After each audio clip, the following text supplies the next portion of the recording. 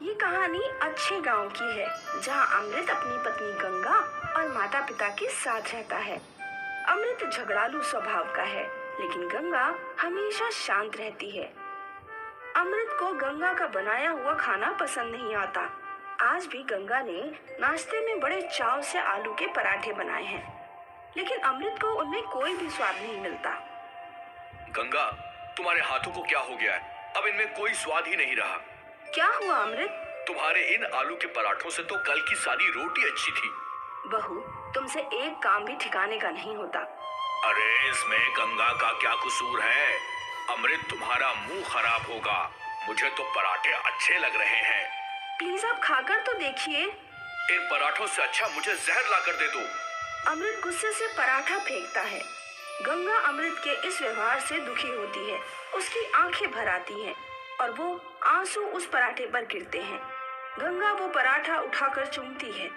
अमृत का गुस्सा फिर भी शांत नहीं होता। वो गंगा को अपमानित करके घर से निकाल देता है। व्यास जी बहू का साथ देते हैं और दोनों घर से निकल जाते हैं। गंगा अपनी ससुराल का झगड़ा लेकर मायके नहीं गई। दोनों घर से बाहर सड़क पर हैं। गंगा घर से निकलते समय वो पराठा जिसे अमृत ने फेंक दिया था अपने साथ लेकर आई है। व्यास जी अपनी बहू को आत्मनिर्भर बनने की सलाह देते हैं। पिताजी, आप क्या कहना चाहते हैं? बहू, जिस पराठे के कारण तुम्हारा अपमान हुआ है, उसी पराठे से तुम अपने नए जीवन की शुरुआत करो। आप होटल या ढाबा खोलने की बात कर रहे हैं? उसके लिए पैसों की जरूरत होगी। चिंता मत करो, मैं अपना मोबाइल बेच दूंगा। फिर भी मेरा ढाबा चलेगा, इसकी क्या गारंटी है? तभी गंगा के हाथ में जो पराठा है उससे आवाज आती है। गंगा और व्यास जी हैरानी से देखते हैं। गंगा, तुम्हारे ढाबे को चलाने की गारंटी मैं लेता हूँ। ये कौन बोल रहा है? मैं तुम्हारे हाथ का पराठा बोल रहा हूँ। तुम्हारे पति ने जब से मुझे खाने से इनकार करके जमीन में फेंक दिया और तुम्हारी आंख के आंसू जब पराठे पर गिरे तो मुझ में जादुई शक्ति आ गई। अब मैं जादुई पराठा बन गया हूँ। तो मुझे हमेशा अपने पास रखो। मेरे जादू से तुम्हारा ढाबा खूब चलेगा। पराठे की बात सुनकर गंगा और व्यास जी अपनी पहचान बदलकर सड़क किनारे एक ढाबा खोलते हैं। ढाबे का नाम गंगा के पराठे रखते हैं। पहले दिन से ही ग्राहकों की भीड़ लग जाती है। गंगा उस जादुई पराठे को हमेशा अपने पास रखती है। गंगा का ढाबा कुछ ही दिनों में गांव की पहचान बन जाता है। गंगा और व्यास जी ने अभी तक अपनी पहचान छुपाए रखी है।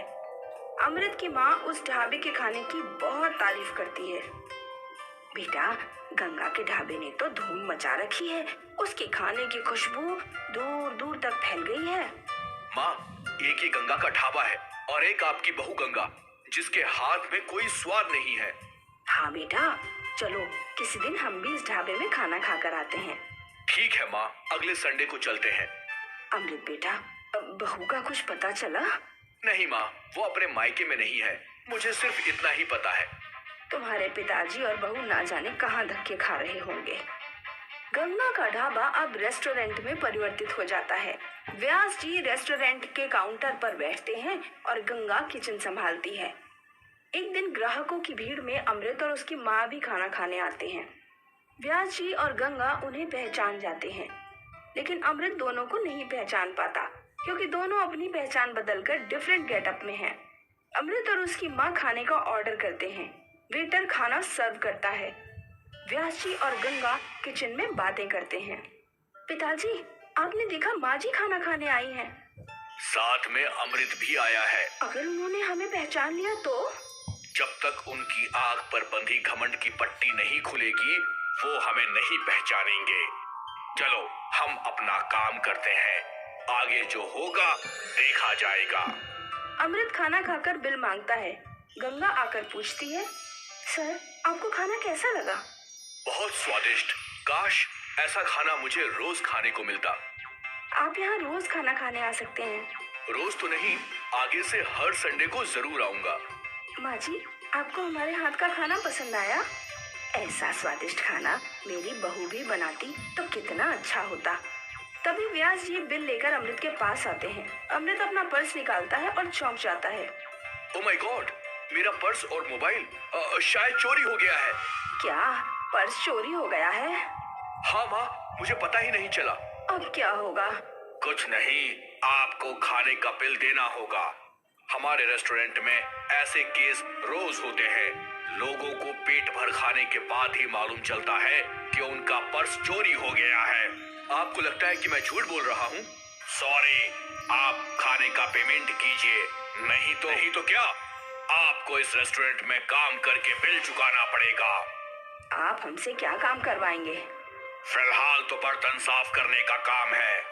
अमृत व्यास जी को समझाने की कोशिश करता है, लेकिन वो नहीं मानते और खाने के बिल के बदले अमृत और उसकी माँ को बर्तन साफ करने का काम करना पड़ता है। दिन भर दोनों बर्तन साफ करके शाम को रेस्टोरेंट से जाने लगते हैं तो गंगा और व्यास जी को वहाँ देखकर हैरान होते हैं। गंगा और व्यास जी अब अपने असली वेश में हैं। गंगा, तुम यहाँ? अमृत, तुम्हारे पिताजी भी यहाँ हैं। आप दोनों भी यहाँ खाना खाने आए हैं? हम यहाँ खाना खाने नहीं, खाना खिलाने आए हैं।